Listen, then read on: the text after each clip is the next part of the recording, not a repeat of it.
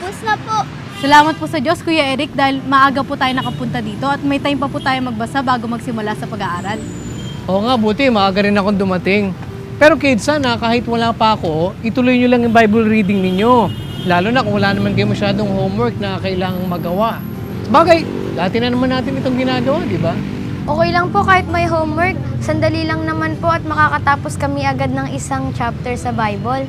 O kaya kung hindi man dito, maaring sa school ninyo o sa bahay, magbasa kayo. At dahil matagal na rin po tayong nag-aaral at nagbabasa, naintindihan na po namin kung bakit gano'n na lamang po ang layunin ng Philippine Bible Society at iba pang mga grupo sa pagkakaroon ng National Bible Week at National Bible Month. Oo, salamat nga sa Diyos dahil kahit bata pa kayo, ay naturuan na kayo ng kahalagahan ito sa atin, lalo na ng pagbabasa nga ng Biblia. Marami kasi mga bata, hindi mahilig magbasa ng Biblia eh. Mas gusto pa nilang basahin yung ibang mga aklat o babasahin. Oo nga po eh. Mas nahihilig po ang ibang mga kabataan sa pagbabasa ng mga magazines at ibang novel books. Oo, sang-ayon ako dyan. Pero salamat sa Diyos dahil nananatiling best-selling book ang Biblia at marami pa rin tao ang nagbabasa nito. At ito naman talaga ang dapat na unahin nating basahin. At sa pagbabasa nito, ito ang sinasabi ng Biblia sa aklat na Apokalipsis 1:3. Mapalad ang bumabasa at ang nangakikinig ng mga salita ng hula at tumutupad ng mga bagay na nangasusulat doon sapagkat ang panahoy malapit na. Tatandaan po namin yan, Kuya Eric. Alam na po namin kung ano ang pangunahing dapat basahin. At yan ating verse of the day.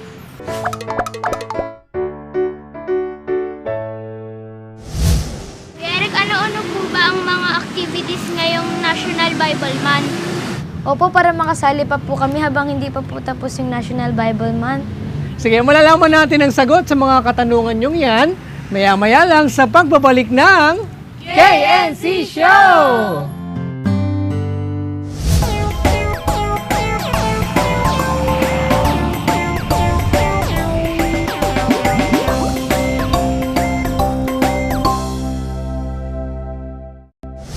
I'm Sid Capone reporting news from around the world.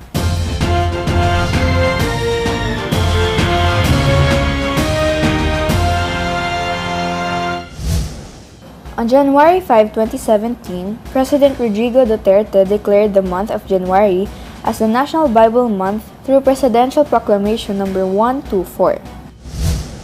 As part of the celebration, various activities were held earlier in Manila like Bible Quiz Bee, Bible Art Contest, and Bible Reading.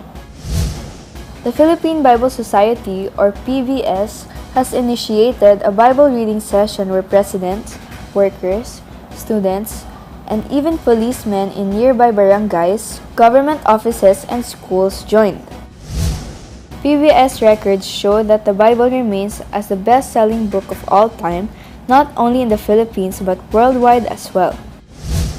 PBS thanks UNTV for being a partner organization in Bible reading sessions and for having a TV program for Brother Eli Soriano, who answers questions about the Bible and faith. Until next time, I'm Sid Capone reporting news from around the world.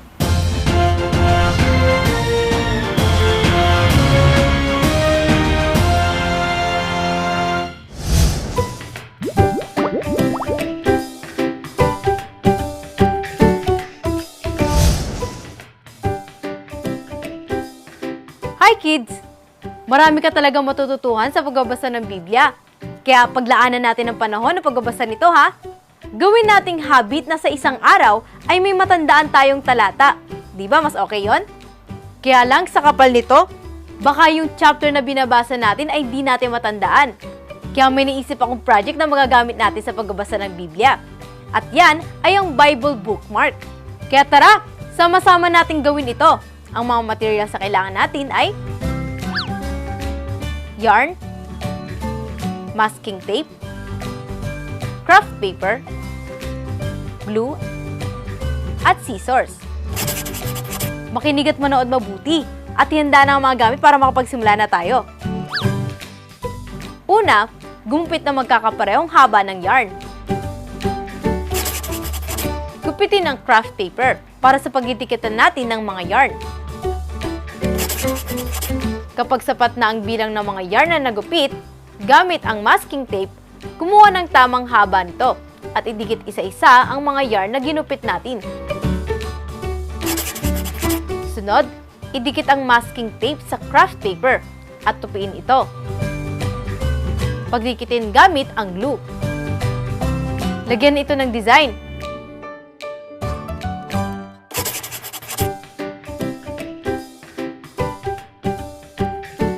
O yan mga bata, meron na tayong bookmark. Gamitin natin ito sa ating pagbabasa para maituloy pa kung saan tayo nahinto. At syempre, di naman tayo gagastos ng malaki dito dahil ang mga materials na ginamit natin ay ang mga natira sa mga ginamit natin noong nakaraan. Ibig sabihin, nakapag-recycle ulit tayo ng bagong project. Marami pa akong tuturong art project sa inyo, kids. Kaya muli tayo magkita-kita sa susunod at sanayin natin ang ating kaalaman dito lang sa Kids Craft.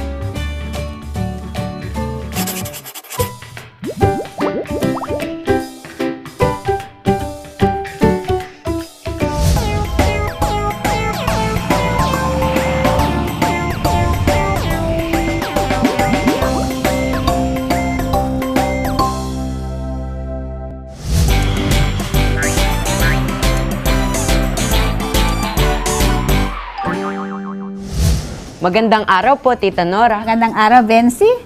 Ano pa po ang mga activity ng National Bible Month bukod pa po sa mga activity ng National Bible Week? Naku, nakakatuwa din kasi may mga simbahan na nagkakaroon na ng mga Bible quizzes. May mga Bible activities katulad ng poster making, mga parada, yung essay writing contest. Meron silang gano'n. Pero talagang mas marami yung Bible Week activities. Medyo doon nakasentro ngayon kasi although ginawa ni President yung proclamation, nirelease niya yung January 5. Kaya medyo kakaunti ang panahon ngayon to celebrate it for the full month. Kaya mas marami pa rin yung Bible Week activities. Mga minamahal namin kabataan ng Pilipinas, amin kayong ini-encourage na magbasa ng Biblia sapagkat nakikita natin sa Biblia, una, kung sino ang Panginoong Diyos. Kung ano ang kagustuhan niya sa ating mga buhay. Kasi, kung tayo ay nasa sa Panginoon, siguradong sasamahan niya tayo paglaki. Ituturo niya sa atin kung ano ang mabuti kaysa sa mali. At bibigyan niya tayo ng blessing sa araw-araw. Kaya, aming ini-encourage na ang Biblia ay maging totoo sa ating mga buhay. Basahin natin ito araw-araw upang ang buhay ng isang kabataan ay maging patuloy na patotoo ng pagmamahal ng Panginoon. Maiga-guide niya tayo sa araw-araw at magiging pagpapala ang buhay niyo sa iba. Maraming salamat po sa mga impormasyon na nalaman namin. Okay, Bensi. God bless you.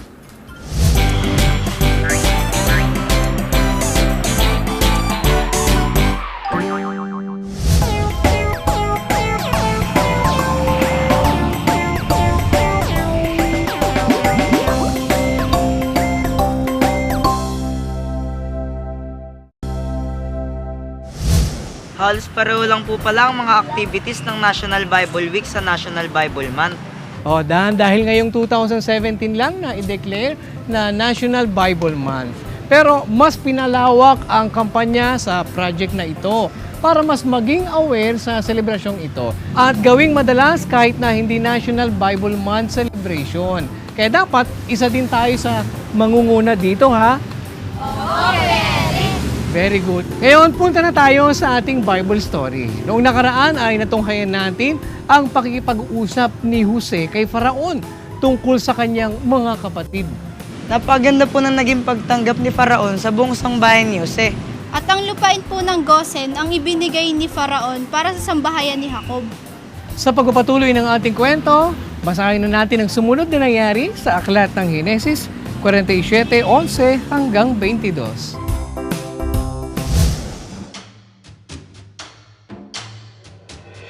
At itinatag ni Jose ang kanyang ama at ang kanyang mga kapatid.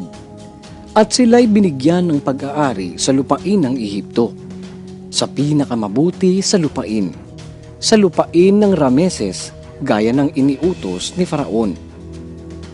At pinakain ni Jose ng tinapay ang kanyang ama at ang kanyang mga kapatid at ang buong sangbahayan ng kanyang ama ayon sa kani-kanyang sangbahayan. At walang tinapay sa buong lupain sapagkat ang kagutom ay totoong malala na anupat ang lupain ng Ehipto at ang lupain ng Kanaan ay nang lulupaypay dahil sa kagutom. At tinipon ni Jose ang lahat ng salapi na nasumpungan sa lupain ng Ehipto at sa lupain ng Kanaan dahil sa trigong kanilang binibili. At ipinasok ni Jose ang salapi sa bahay ni Faraon. At nang ang salapi ay maubos na lahat sa lupain ng Ehipto at sa lupain ng Kanaan, ay naparoon kay Jose ang lahat ng mga Ehipsyo at nagsabi, "Bigyan mo kami ng tinapay, sapagkat bakit kami mamamatay sa iyong harap? Dahil sa ang aming salapi ay naubos. Ibigay ninyo ang inyong mga hayop, at bibigyan ko kayo dahil sa inyong mga hayop, kung naubos na ang salapi."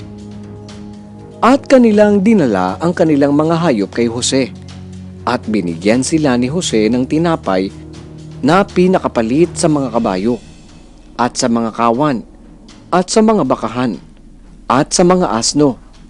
At kanyang pinakain sila ng tinapay na pinakapalit sa kanilang lahat na hayop sa taong yaon. At nang matapos ang taong yaon, ay naparoon sila sa kanya ng ikalawang taon. At kanilang sinabi sa kanya, "Hindi namin ililihim sa aming Panginoon na kung paanong ang aming salapi ay naubos at ang mga kawan ng hayop ay sa aking Panginoon. Wala nang naiiwan sa paningin ng aking Panginoon, kundi ang aming katawan at ang aming mga lupa. Bakit nga kami mamamatay sa harap ng iyong mga mata? Kami at ang aming lupa. Bilhin mo ng tinapay kami at ang aming lupa, at kami at ang aming lupa ay paaalipin kay Faraon. At bigyan mo kami ng binhi upang kami ay mabuhay at huwag mamatay, at ang lupa ay huwag masira." Sa ganito'y binili ni Jose ang buong lupain ng Ehipto para kay Faraon, sapagkat ipinagbili ng bawat isa sa mga Ehipsyo ang kaniyang bukid dahil sa ang kagutom ay totoong mahigpit sa kanila. At ang lupain ay naging kay Faraon.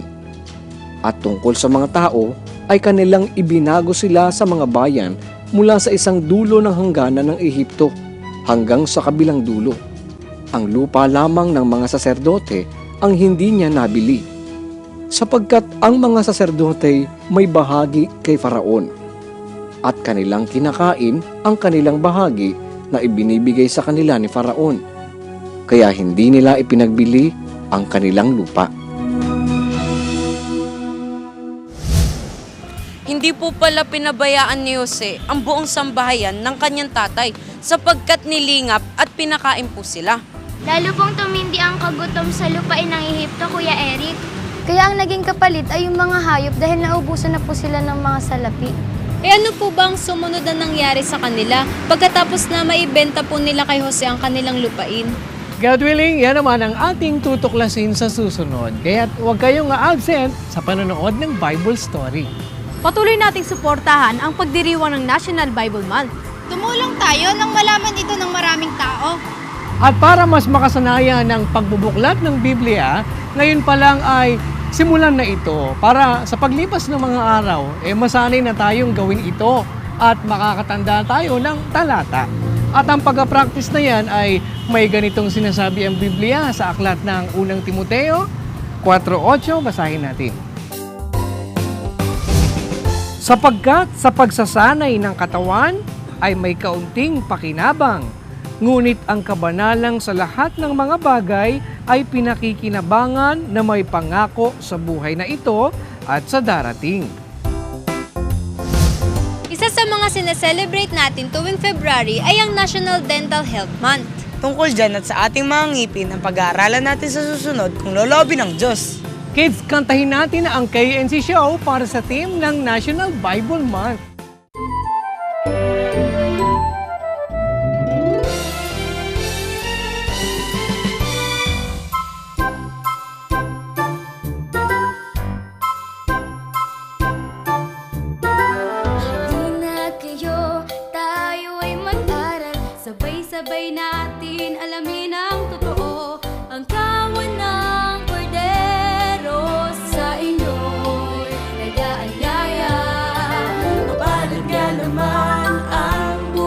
bumabasa, katwiran ng Ama ay mauunawa. Kaya't buksan ang Biblia, tayo na magsalo-salo.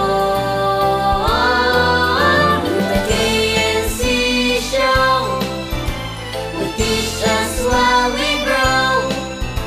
Sa tulong ng ating Diyos Ama, isipan ay magliliwanag na.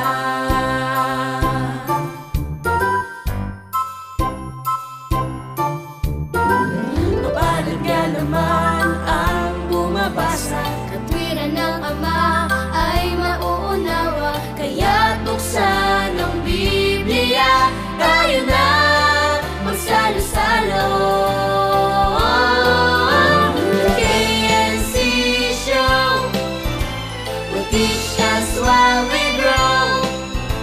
Sa tulong ng ating Diyos Ama, isipan ay magliliwanag na. Ang turo ng ating Ama ang siyang dapat lakaran. Sa KNC Hanggang dito mga bata, sa susunod kung loloobin ng Panginoon ay muli tayong magkita-kita. Dito lang sa nag-iisang Bible School on Air, ang KNC Show! Liwanag. The KNC Show will teach us while we